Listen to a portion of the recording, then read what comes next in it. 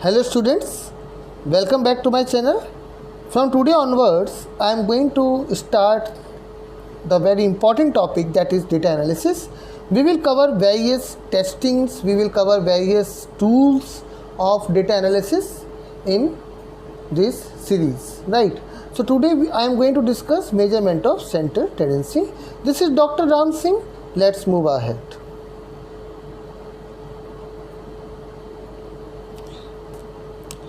So first of all, we try to understand that what is the concept of center tendency.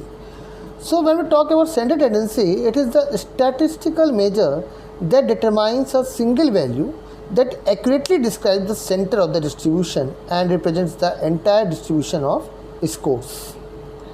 So I have already discussed the distribution curves.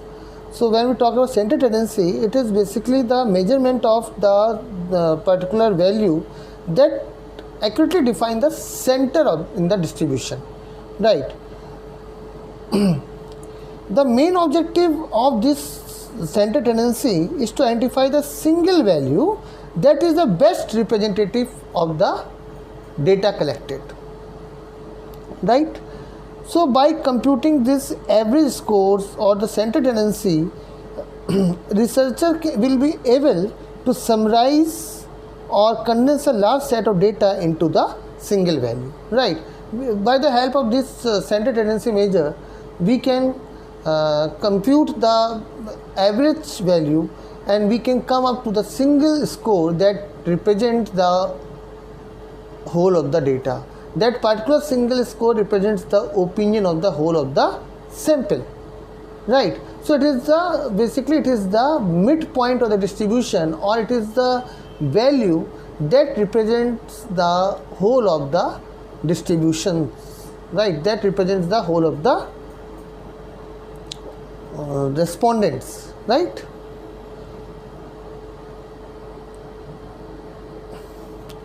So center tendency is, you can say, it is a descriptive statistics, as it allows researcher to describe or present a set of data in a very simple, lucid and concise form, right?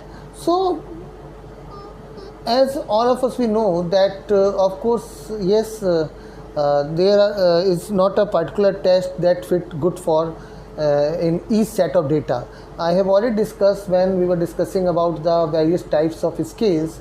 I have already discussed that what kind of statistics can be applied with respect to the particular scales.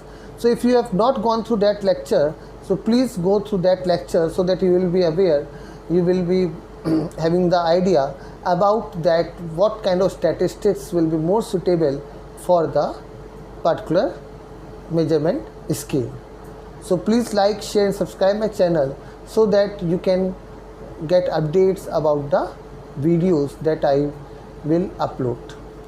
So as I already discussed that there is no single procedure that always produce a good results in that always produce the good result in research.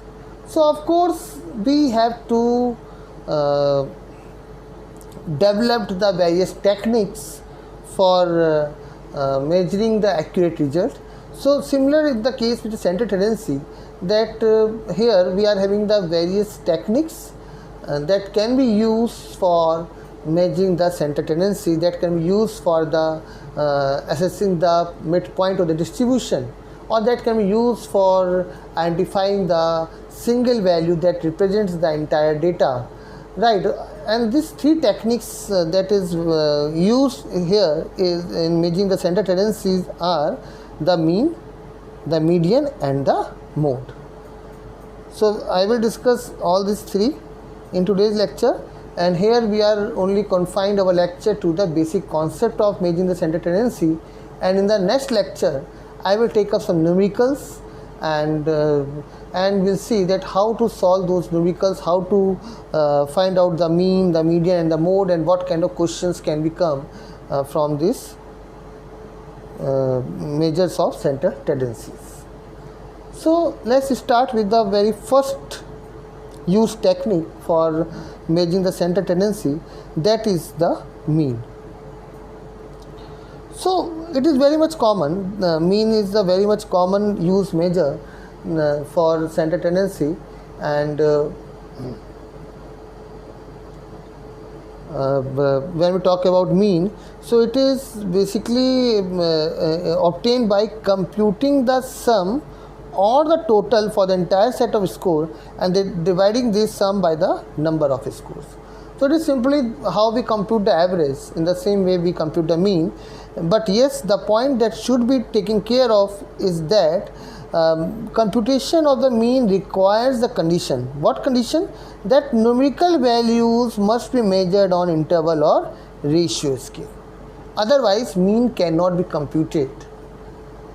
Mean of the data cannot be computed if you measure the data on categorical or nominal scale. Mean cannot be computed. Mean will be computed only in the situation when we measured our values on interval or ratio scale. So please make this point in very much clear in your mind that mean can be only used in case of the interval and ratio scale. I suppose this is clear to you. Now,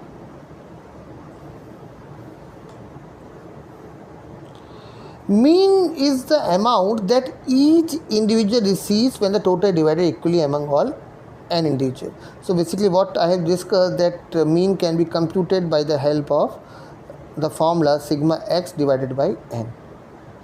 So mean is the balance point of distribution because the sum of the distances below the mean is exactly equal to the sum of distances above the mean.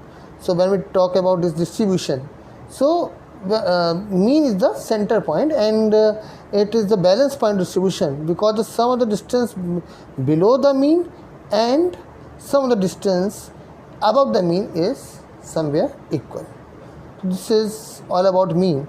Now, of course, mean is not considered to be the good measure. Why? Just have a look. Although the mean is most commonly used measure of center tendency, but yes, there are certain situations where mean does not provide a good representative value, and there are situations where you cannot compute a mean at all. As I have already discussed, that you can compute the mean only in the case of ratio or interval scale, right?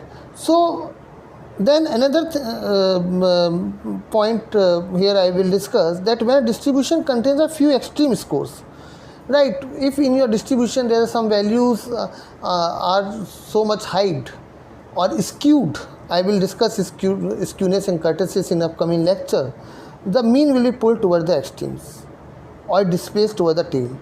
So in this case the mean will not provide a central value, right? So if your data is skewed, right, it is shifting towards the tail of the distribution, then of course in that case the mean will be not a good measure, as it is not giving you the exact central point, right? I suppose it is clear to you. Now, another drawback is that with data from a nominal scale it is impossible to compute a mean, and when data are measured on ordinal scale it is usually inappropriate to compute a mean.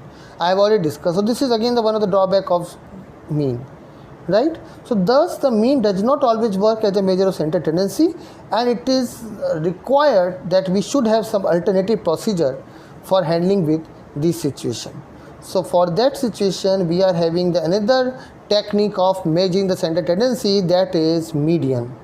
So now if the score in a distribution listed in order, I just discussed that ordinal data, and if the distribution scores are distributed in order that was from smallest to largest, the median is defined as the midpoint of the list. So if I put the scores in the order from lower value to the largest value, or in increasing order, so the midpoint will be your median.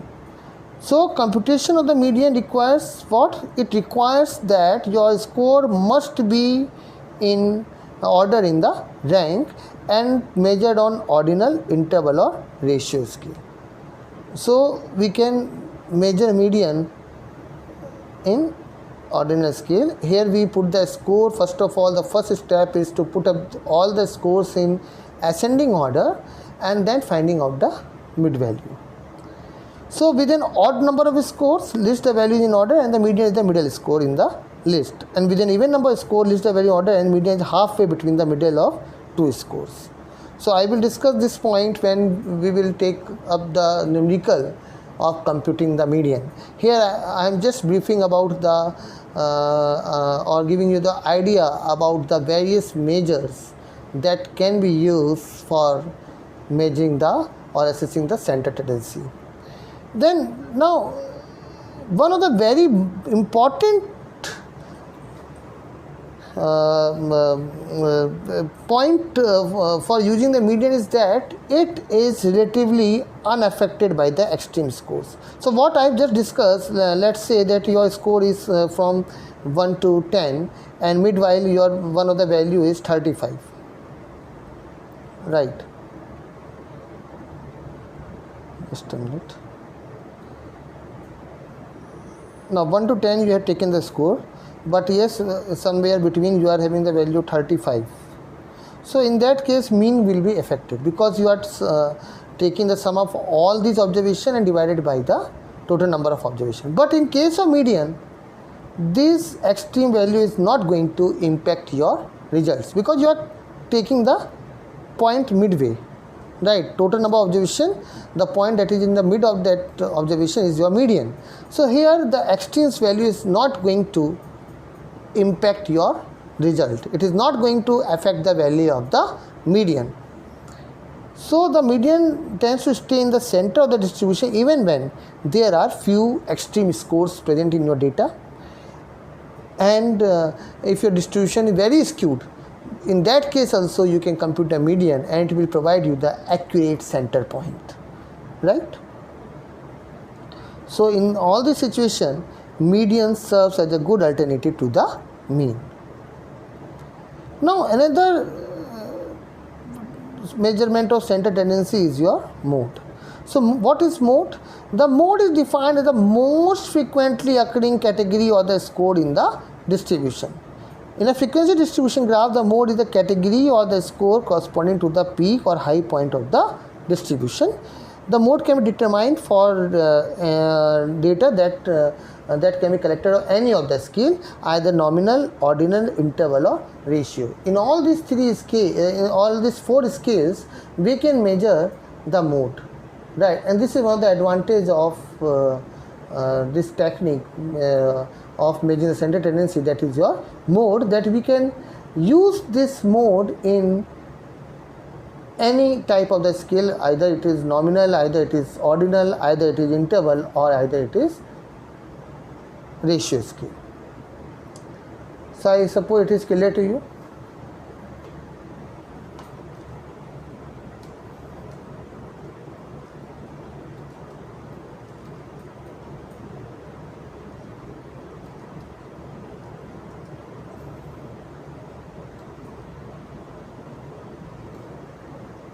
Right.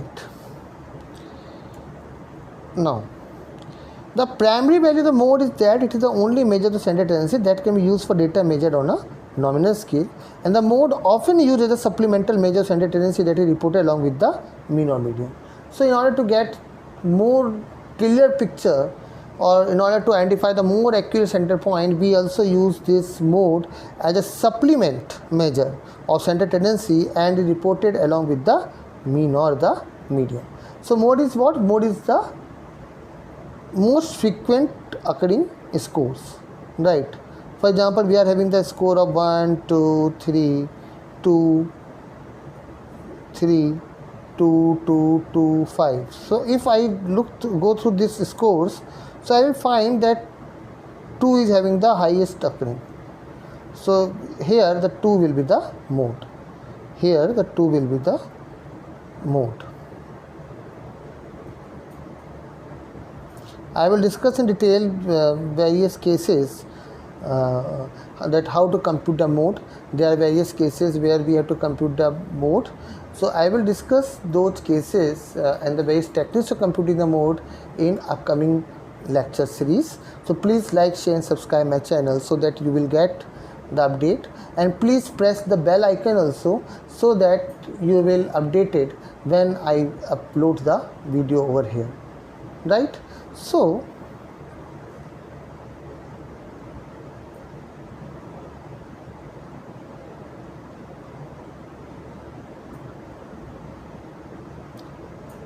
in normal distribution, what happened? In normal distribution curve, what I have already discussed in previous lecture,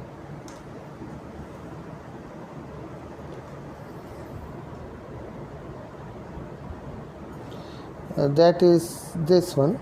So here in normal distribution curve, mean median mode is equal.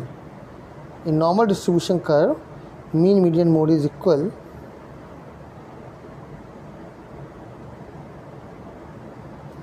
So here mean median mode is equal in the case of normal distribution, right?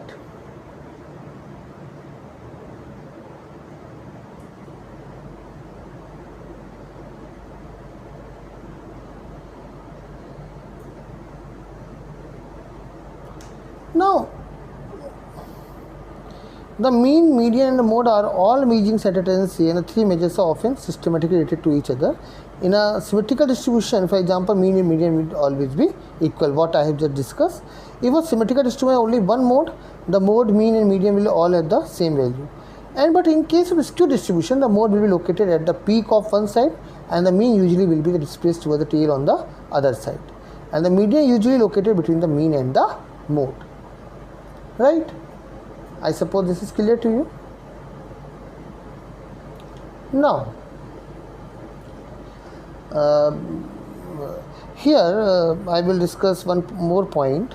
I will discuss in detail about skewness and kurtosis, but yes, here I will just discuss about the relation between these mean, median and mode. Now let's have a look on the empirical relation between mean, median and mode. And it is very important relationship and has been asked many times in various competitive examination, either in NET JRF examination. They can give you the two value and you have to find out the third value, or they directly can ask you the relation between these three. So please jot down and remember it, that mode equal to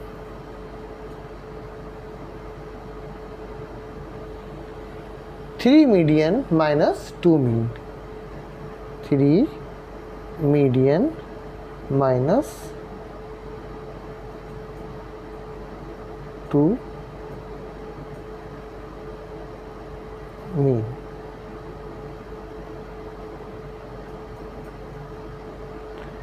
So make sure that you should know this relationship, that is mode equal to 3 median minus 2 mean. So if any of the value is given, any two of the value is given, you can compute the third value. So this is very important formula for the various competition examination. Now the next concept that we are going to discuss is variability. Of course, when we talk about the center tendency, so there is a variability also there, which describe that how your data is scattered around the center point. We have discussed that this is a bell-shaped curve, normal distribution, and this is center point. Now from center point, how much the data is located, where your data is lying, the distance from the central point is measured by measuring the variability. So center tendency and variability are the two primary values that are used to describe a exact distribution of the scores, right? So when we make the inferences, in that case, variability is one of the very important measures, which provides a measure that how accurately any individual score or sample represent the entire population. I suppose you are very much clear about the concept of variability. right? So what is variability? Basically describes that how the scores are scattered around the central point. So it is one of the accurate measure about the how much the sample or the individual score represent the entire population, right?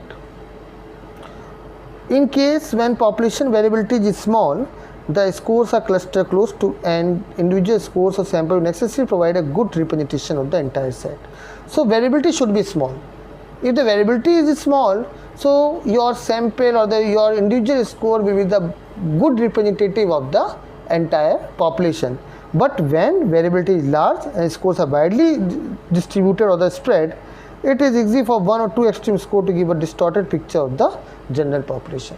So if it is too much scattered, then it will result in the distorted picture of the population, right? I suppose this is clear to you. Now, how we measure variability? So variability can be measured by the help of the range, the standard deviation or the variance. These three measures we use for measuring the variability in our data. So when we talk about the range is what? It is the total distance covered by the distribution from the highest score to the lowest score, the largest score and the smallest score. So here how we compute range? We compute a range by subtracting the minimum value from the largest value in your data, and it is known as range. Another measure is standard deviation. Now standard deviation measures the standard distance between the score and the mean. The calculation of the standard deviation I will discuss in upcoming lecture with the various kinds of numericals and various formulas of standard deviation, right? So we will discuss later on. Here I am just giving you the briefing or the brief idea about the basic concept of standard tendency. So how we compute standard deviation? First of all, we compute the deviation or the distance from the mean for each of the score.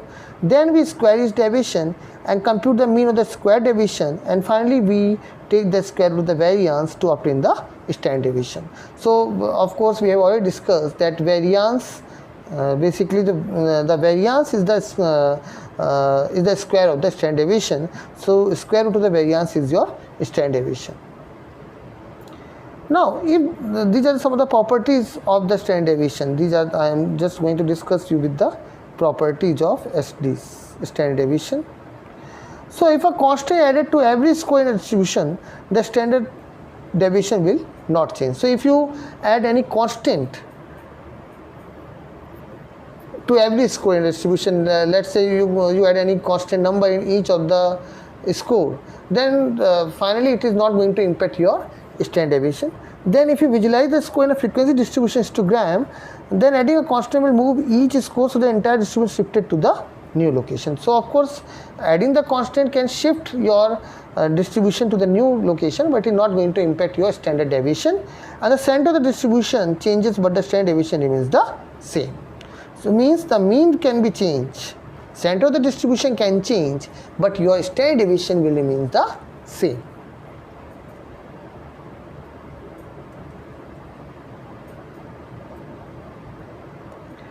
The standard deviation only used to measure the spread or dispersion around the mean of data set. It is never negative and it is sensitive to outliers. If if in our data there is outliers, so of course it will give the inaccurate picture. So when we measure the variability, we should be very much clear about the outliers, that is abnormal value in your data. For data with exponential same mean, the greater the spread, the greater the standard deviation. So it is very important point that the data having the same mean, so the greater the spread, then greater the standard deviation will be there. So this is all about the basic concept of measuring the center tendency. In upcoming lecture I will discuss some of the numericals on this. Have a great day ahead. Please like, share and subscribe my channel.